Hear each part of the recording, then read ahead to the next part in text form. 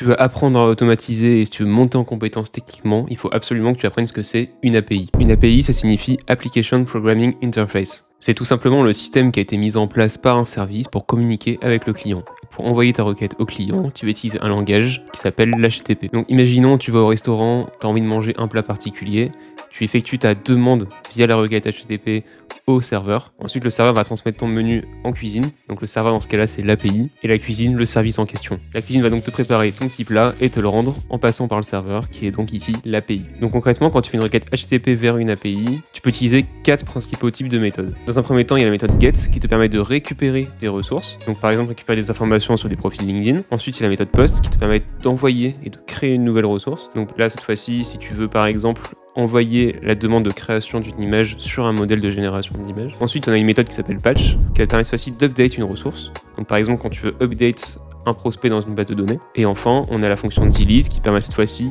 supprimer une ressource.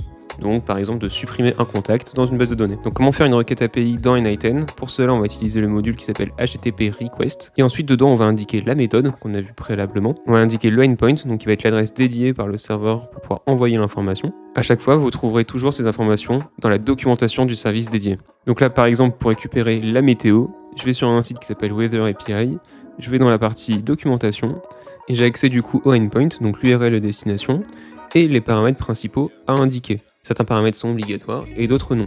Dans mon cas, il faut juste que je notifie une clé API et une query, donc une requête de recherche. Et ces paramètres-là, pour le coup, sont directement intégrés dans la query. Si je retourne sur mon module HTTP, on peut voir que c'est ce que j'ai fait. Donc j'ai indiqué mon URL de destination et dans mes paramètres de query, j'ai indiqué ma clé et ma recherche. Je veux chercher la météo à Copenhague. Et ensuite, je peux récupérer en output toutes les informations que j'ai demandées. Si ce petit tuto t'a été utile, n'hésite pas à me laisser un like et à t'abonner car ça soutient de ouf la chaîne. Et moi, sur ce, je te dis à la prochaine.